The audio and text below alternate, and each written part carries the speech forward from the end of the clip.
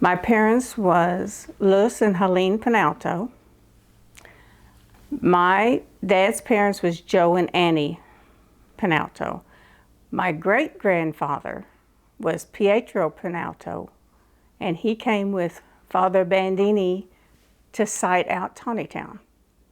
There was, I want to say 3 men that came with Father Bandini. There might have been 2, I can't remember how they found out.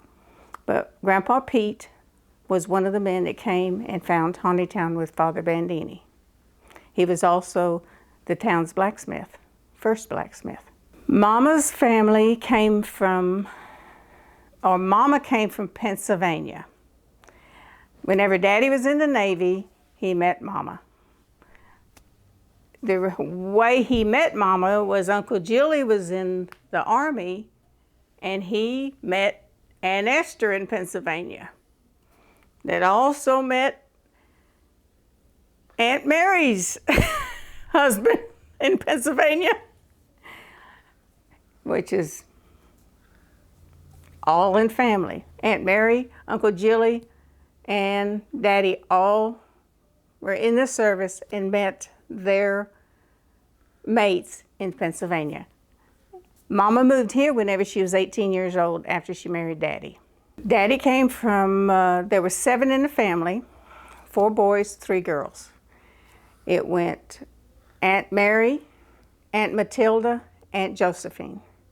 Then it was Uncle Jilly, Uncle Pete, Daddy, which was Louis Pianalto, and then Uncle Philip was the baby. My siblings was Michael, Robert, Sammy were the boys, and then I was the only girl. Now, Mother had a little boy that was born with spinal bifida, and he only lived for 2 weeks. We buried him on the day before Christmas. We didn't have a business per se. Daddy laid tile, and he went to work for Jones Truck Lines in the 60s, driving a truck. He had a local every day. He went to Siloam Springs and then back, so he was home every night. Mother stayed home, and she took care of 40,000 chickens and the cows, the household, did the canning, whatever, took care of the kids. We all worked with her, alongside her. That's whenever we didn't have automatic feeders. So Mother would get on one side, and we had 40 of the, they called them hog feeders at the time. Mother would get on one side, I'd get on the other side, and we'd load up our wheelbarrow, and we'd lift that wheelbarrow and drag it along. She did her 40, and I did my 40. And that's how we fed our chickens. Everything was hand watered, not like it is today. Yeah, we had a well, and it was piped into the chicken house. And you turn the water faucet on, basically, and fill it up, and then water each one of the containers that we had. Basically, we did everything. We helped with cows. We hauled hay. Nobody was, the only thing Daddy didn't let me help with, I guess I should say, was he would train horses for a guy, Willard Moon, in town. He had a racehorse, and Dad would train him. The boys did that. He was kind of strict. Daddy was very strict. Matter of fact, he's probably known as one of the strictest ones here in Tontitown. Whenever the boys hauled hay, they cleaned chicken houses for other people, they hauled hay for other people. I went to work whenever I was 13 at Tontitown Cafe. Now, we were never allowed to buy a car, but he always had a vehicle for us to get back and forth to our jobs. I had a 49 Plymouth, and I would drive the back roads to Alma's Cafe, which is kind of where Pam's Trucking is right now. And that was in the 7th grade, I think. No, the 8th grade, excuse me. I did the 7th and 8th summers. Alma eventually started right next to Barrington and 412 on the corner.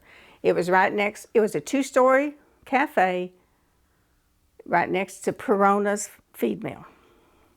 Well, they had a fire there. Whenever Alma, the building burnt down, Alma had to move down the street. I can't remember if she bought the Quarter Horse Saloon or the Red Door, one or the other. I said it was a Red Door, somebody else said it was a Quarter Horse. Alma's still alive, so you can find out from her. And I went to work there in the summer times. It was just a hometown cafe. Her name was Alma Hartman. She married George. Her maiden name was Siganero. And my grandmother's maiden name was Siganero. The items on the menu, though, I still remember she made the neatest hot roast beef sandwich. And to this day, I make that same style hot roast beef sandwich. And it's just, the bread was always sticking straight up and 2 slices on the bottom with the gravy and the mashed potatoes on the side. It was a neat hot roast beef sandwich. And it was pretty. In the 9th grade, I went to work for Mary Maestri at the restaurant. And that's whenever Eddie managed it. And he was a great boss. Mary Maestri would always sit in her little room and she'd watch me go up and down those stairs with the food. I loved working for Mary Maestris. I love people. I mean, it was just, I liked talking. And yet I was very shy in school, but for some reason, I liked to wait on the customers. We'd laugh all the time. We had Lois Artemani, Rosie Finn, Frances Franco, all these older waitresses, and they could tell some of the best jokes in between customers. But we had a good time. I was skinny back then too, because I had to go up and down the stairs for my taking the food up and down. We had a dumb waiter, but very few things was upstairs, and I did the upstairs. I didn't do the downstairs. Mary Maestri would always sit there, and she had a chair right at the bottom of those steps where her little room was that she stayed in. And she'd see you go up and down the stairs, and she'd see the customers go up and down the stairs. And she'd greet them, say hi to them, or she'd be sitting there with her rosary in her lap, saying her rosary. So she was a neat lady. Whenever I left Mary Maestris, I worked all the way through to the 12th grade at Mary Maestris, and then I finally got my job at the First National Bank. And I worked for First National Bank in Springdale for 13 years. I had both of my boys, and Jones Truck Lines asked me to come work for them, more money, thinking that I would enjoy it. But they put me back to where I didn't see anybody. I was in a tiny little office, and I needed the people to talk to. I enjoy talking to the people. So I quit. I went to work as a flower designer for Country Gardens for a couple of years, and then I opened up my own business at the Tontitown Flea Market, and I've been there, it'll be 30 years in October. My customers are from every place. I used to have a guest book, and I'd look at it, and they'd be from Germany and Ireland and Alaska. They're all over the United States. And what I do is, my building is about 12,000, 13,000 square feet. And I rent the spaces, plus I collect a 10% commission. So it's none of my merchandise. I don't have to go out and shop. I don't have to do anything. All I have to do is collect the money. I pay the vendor on the first day of the month, and they stock their own booth. They find the stuff. And I have some vendors that's been with me 30 years. I sell for the vendor. It's not my merchandise. Say they rent a 6x8 booth for $65. So I collect their $65 plus whatever sales they make. I collect the 10% off of that. I take it out of their check, and then they pick up their check on the first of the month. Fun about my job is I'm working for myself. Next thing is I meet the customer. I enjoy my customers. I enjoy the people. We never went out and ate.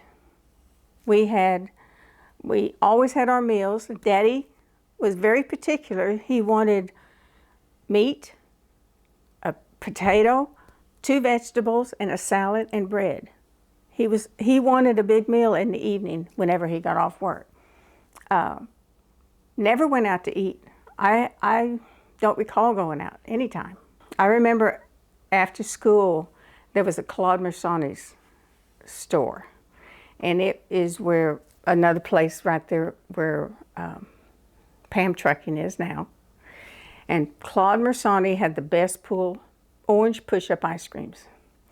Now, Mama said she would always get her meat there because Claude would cut it and slice it for her. The other staples, she'd get a few staples there, but the other staples, she would go to the Tontitown Mercantile, which was Richard Artemani's store. And it's on the corner of Barrington and 412. Very seldom went into town, into Springdale though. Whenever I was 2 years old, I lived on the Georges farm. Mother would help. Well, I'm not real sure how it was back then. I think it's 48th Street now. It's just one street over from the Pilot or like Sam's store. Anyway, the house is still in that area. Mom and Dad rented a house there. I was 2 years old. And then they moved to my grandfather. Grandpa Joe helped them build or buy the home place here that we live on now. We had a 2-story house. And we had that house until Daddy fell through the floor one day because it was rotten. And then we built a little house that is still there right now. And my second brother lives in it. And then I got married in 75. Jim and I moved to Springdale. We was there for 18, 19 years. And we had this land Daddy gave us whenever he died. He gave each one of the kids 10 acres. The land is on Harmon Road. He had 40 acres, and each one of the kids got 10 acres. My neighbors are my family, my siblings. My oldest boy, Mark, his wife, and my 2 grandkids live just south of me. And then my mother lives on the place in a little old house. Robert Sandy, which is my second brother, lives in the home place. And then my oldest brother and his wife live on their acreage right next to them. Went to school from the 1st to the 8th grade in Tontitown. We were taught by the nuns. I want to say there was 3 rooms at the time. Sister Winifred, Sister Adrienne, and I can't remember the other one. There was 3 nuns. Each one of them had a classroom. And at the 8th grade, I think there was 14 of us that graduated from Tontitown. We went straight from the 8th grade into Springdale High School. In Tontitown, who's my classmates? Oh, Tommy Barriola, Sharon Pianalto, Joyce Pianalto, Brenda Pianalto, Ronnie and Donnie Pianalto. There was a lot of Pianaltos. David Bursey, Glenda Stockton, Larry Jaro. It was a big transaction from a tiny little school going straight into Springdale High School. That's whenever the grades went from 9th through the 12th. It was horrifying for me to go to Springdale. I hated every bit of it. I wasn't fond of school anyway, but to go, at that time, you had to go from one side of the street all the way over to the other side of the street, like to home ec, or even, I want to say I had a science classroom over there, but it was just getting in between one class and the other. It didn't seem like you was ever going to have enough time. It was very scary For me, it was anyway. Alma Hartman, of course, she had Alma's Cafe. Then we had, as far as our elders, we had Richard Artemani, Bobby Pianalto and Richard Pianalto and Felix Posa took over the old mercantile whenever Richard Artemani, I guess he leased it to him or sold it to him or something, I'm not sure. We had the Pianalto Garage, which was Francis, Lawrence, and Gabriel Pianalto. They were all three brothers that had the Pianalto Garage, and we always took the vehicles there. I remember Daddy did. Of course, the Mersani store where the push-up ice creams were. M&M Tile was there at that time. They were the tile and marble company, and a lot of people worked for the Messinos. Trying to think. Uncle Philip had a barbershop at the time, and Uncle Philip was on one side of the barbershop, and he gave the men's haircuts, and Rachel Franco was on the other side, and she gave the women's haircuts. And it's where the little monument place is right now. That building is still there. Then you had the Venetian Inn, which was, at that time, Alice Leatherman. Paul and Alice Leatherman ran it.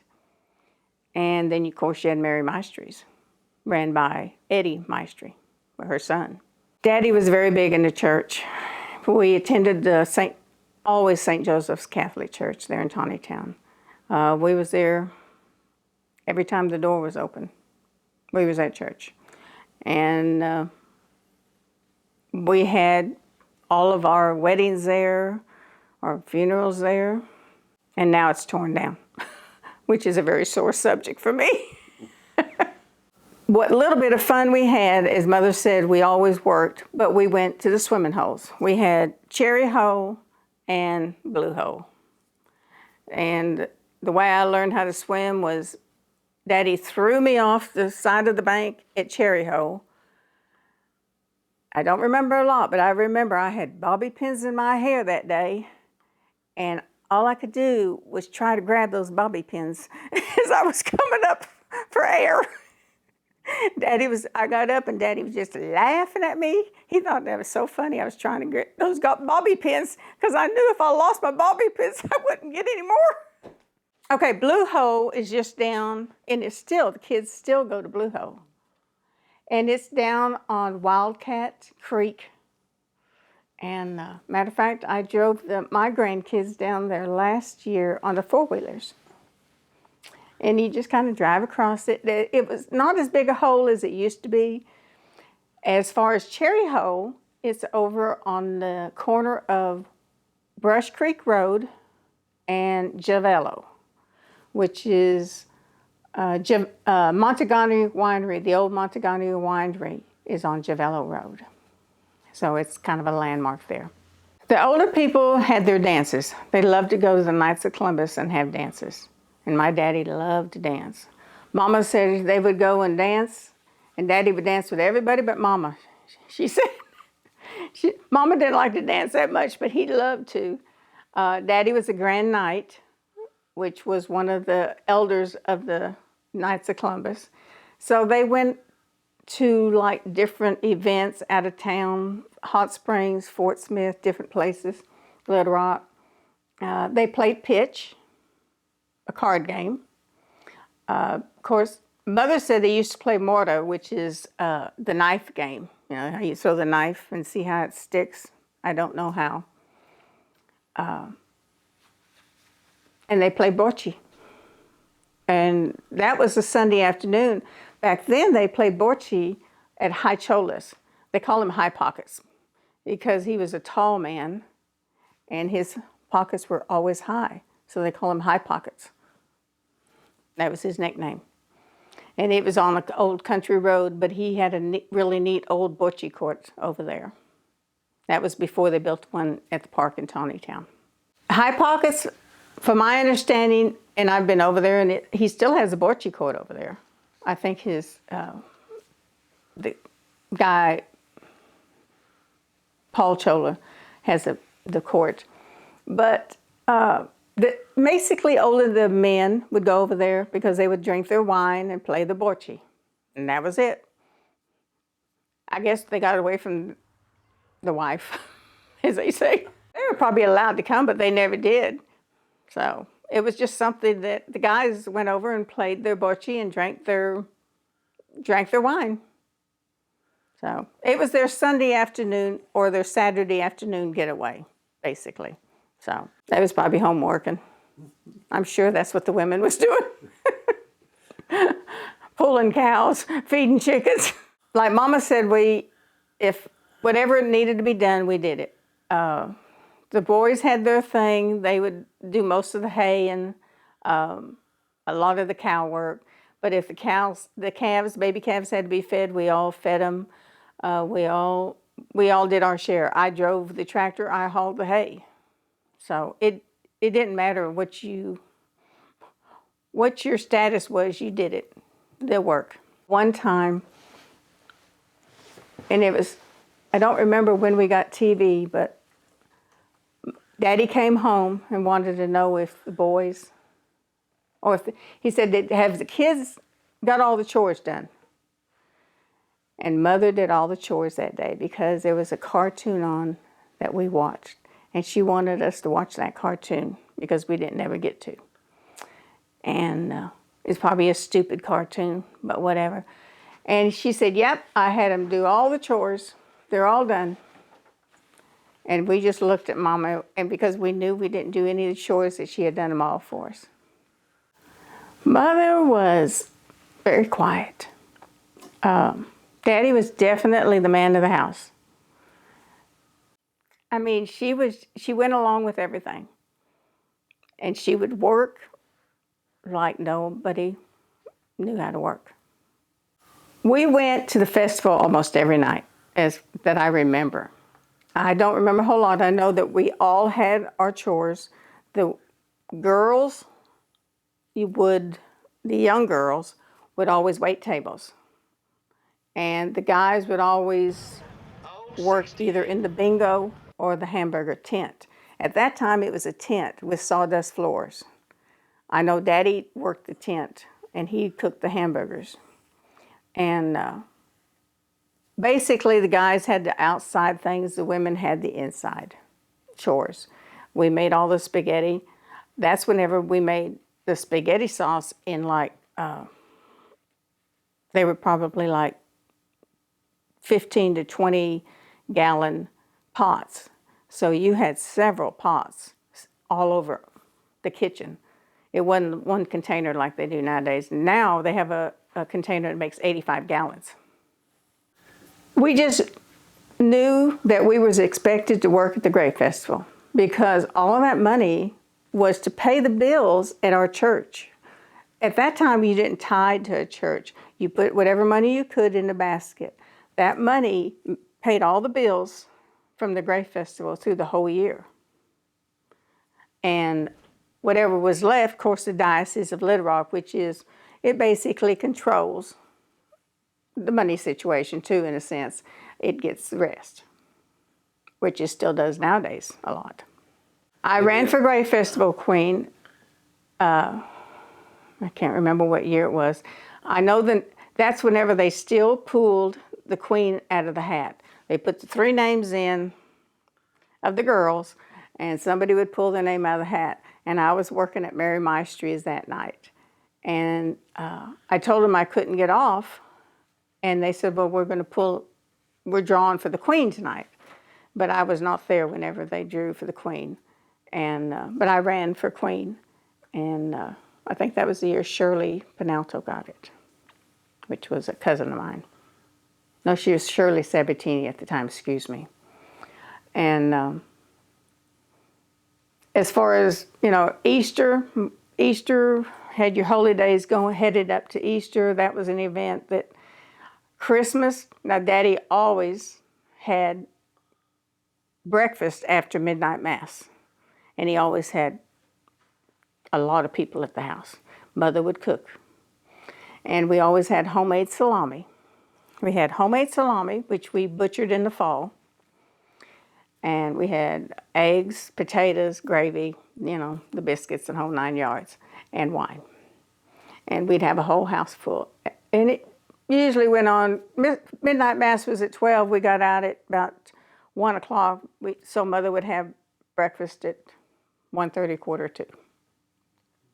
Every midnight mass that way I can remember. We used to have a Halloween party in the old school's basement where they make the pasta, where they made the pasta at the time. And everybody would dress up. And one year, I wanted to be a horse. I don't know why, but I wanted to be a horse. And I was trying to make the costume, and I couldn't get my costume made. But that's really the only Halloween I remember. Like I said, Jim and I got married in '75, and the growth of Tontitown has just boomed over those years. You have so many more businesses that, you know, people, they'll stop by my store and they'll say, where is this one at? There's so many now, I don't even know where they all are anymore. So many new ones, including houses. I mean, if somebody sells a piece of farmland, there's going to be a subdivision built fast in it. So I just don't remember a whole lot about some of it because we were busy working, doing other things. I guess the most traumatic thing for me is that whenever they tore down the nun's house first, then my husband and I went in and remodeled Father Corinthi's house whenever Father Corinthi was here. I told him they was letting it run down, and I went in one day and I said, let me do just 2 rooms. Let me just paint them. He said, I've lived in a garage. He said, I don't need that. I said, let me just do it. So Jim and I went in, and my boys, they helped. Mama helped. There was a couple other ones. And we started tearing out carpet, and there was wood floors underneath. And I ended up doing 11 rooms in that house. And it wasn't nothing but touch-up or paint or cleaning. But I repainted everything. We pulled out carpets. We cleaned up the floors. We sanded them. We did whatever we could. That was major for me. Then whenever they tore it down, I just hated it. Then we wanted to get a grant. The museum tried to get a grant to fix up the old church, and that didn't happen. So Jim and I sat and watched that old church come down, and that was major for me. And I have a Facebook page, and every time somebody posts something, I just have to voice my 5 opinions. They decided to tear it down because they said it was too far gone. Well, in my opinion, they should have never let it get too far gone. They said the same thing about Father Corinthi's house. They said it was too far gone. Well, there's too many people around here getting grants that can fix things up. We sat there and we watched that track hoe tried to tear that church down off its foundation, and it was tipping the biggest track hoe over on its side almost, trying to get the foundation up. I think they could have repaired the roof. It was wood. I think they could have repaired the floor. It was wood. Take it out and start again. The concrete was all there. It's just sad to me. But it's gone. Nothing you do about it now. I think they've done an extremely good job with the City Hall. They've added the immigrant pictures. They've taken all of the names and put them on the wine stays. And that is beautiful. I think that that's a start. But you can't ever bring back those old buildings. They're gone. When people come into my store and I start talking about Tontitown, it's an Italian settlement. My great-grandfather was the first blacksmith. My brother is basically a metal, he hammers metal for a living. So he's considered a blacksmith. He does a lot of metal repairs. I sit and I talk to those people about the different things that Tontitown has gone through, and you can see in their eyes that they're almost, you've captured them. They're captivated with the story, and they don't walk away. They don't want to say, oh, I got to go. They want more. It's a captivating story. I just think that it's a shame that we've lost some of our history.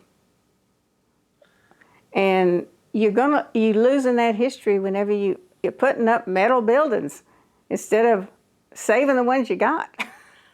I'm sorry. But anyway, somebody that doesn't know anything about Tontitown, like I said, and that's what the question you was asked,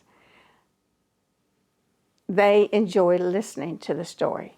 And I keep a lot of the old Great Festival books from the years past, and I go into my office and I give them, I said, here's the story. I said, sit down whenever you got time and read it. I said, you'll like it. And they always take it. They always enjoy it. So, yeah. My daddy left me 10 acres. He left each one of my siblings 10 acres. And I'm on his land that he gave me. That's my best thing about Tontitown, because I'm home. I'll be dead whenever it's gone.